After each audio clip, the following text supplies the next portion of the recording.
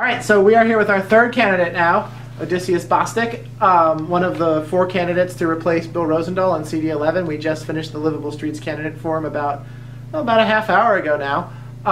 Odysseus also earns points because tomorrow's his 2 sons' birthdays. Daughters. 2 daughters' birthdays. I have 3 girls. Wow. Yeah. Whew, okay. I have 1 girl, but tomorrow's his daughter's birthdays, and he's still out with us at 9:45. So the first question I've been asking everyone is, this is the first debate of the debate series season for you, the 4 of you. How did it go? I felt, actually that was my first debate ever, so I've never done a debate, so it was all new to me, and I feel okay about the way it went. Yeah, no, it was, I think everyone did pretty well up there, considering the questions could be kind of in the weeds in some cases. But I know that you ride a bike regularly. Were the bike questions a little easier for you to cover than some of the other ones? The bike questions were more a natural base. Mm-hmm. Yeah.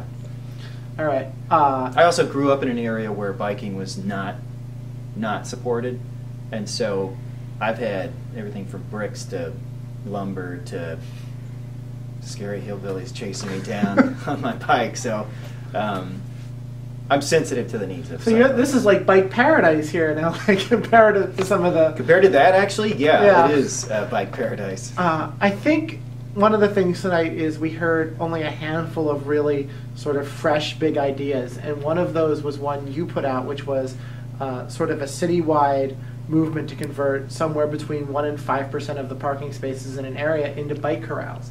I think if you could talk a little bit about, you made a great statement about why bike parking is really important. I think if you could just explain your corral idea a little bit and why bike parking is such an important issue. Yeah, you can build all the lanes you want until you have a place to safely secure your bike. Not as many people are going to use it. Now, the lone wolves, the guys who are just determined to ride their bike because it's their lifestyle, they're always going to ride their bike, and they're going to freely chain it to whatever thing they can see that's bolted to the ground. But to get biking to the next level of a cultural aspect of LA, where families bike, women bike, which is a key indicator of safety and the level of biking in the community, you've got to have a systemized way of knowing where parking is. And you need parking in places where people want to go, local shops. And replacing street parking with biking is both symbolic and functional. Symbolically, it says, we support biking in our area, come and buy stuff from us, we'll milk you for your money. And bicyclists will go, I'd love to give my money to you because you respect me. The other part is, you create an idea that they can count on a safe place to bike, so more people will. It's really important, and the transitioning away from a car-centered culture to one of mixed use and multi-modalities requires that you do commit to something like replacing parking infrastructure. Okay, so here's the hypothetical. I asked this to Tina. I'm going to give you the same one. It's April 21st at Ciclavia. Okay. You're in the runoff. All right. How do you celebrate Ciclavia and campaign at the same time? That's a good question. I am not shy about clothing my baby girls head to toe in elect Odysseus Bostick clothing. The first Ciclavia that I went to last April, I took my daughter Sabine, who was 2 at the time. And this one I'd like to take my other daughter Lily, who is her twin.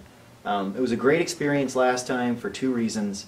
Well, multiple reasons. A, I got to ride my bike all day, and my wife was cool with that. And second thing was, I got to take my daughter out and spend a lot of one-on-one time with her in the back, and me stopping and, you know, buying her an ice cream and setting the bike down and walking around the park and then getting it back up and her falling asleep and me trying to get her back home. And it was an experience. And the last thing was, she really opened up to the idea of biking.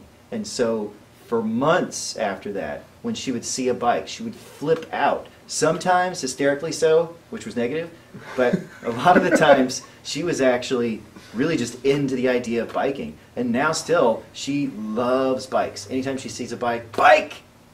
And so that's a game changer for her. It creates an expectation for her and something that's ingrained in her heart right there just by that one day of Ciclavia. So I'd like to do that for my other daughter, spend some quality time with her instead are on the road to obsession. Right. And the last question I ask every time I do an interview in LA is, if you were granted the magic wand or the genie in the bottle and could change one thing about the culture, the infrastructure of transportation, the amount of open space, whatever, what would that one thing be? That's a lot of stuff. We need more public space. We need more areas where people can freely commune, enjoy a coffee house, enjoy a restaurant, and mingle on foot. Because it humanizes people, it puts more eyeballs on your neighborhood, puts more investments in your neighborhood emotionally, crime goes down.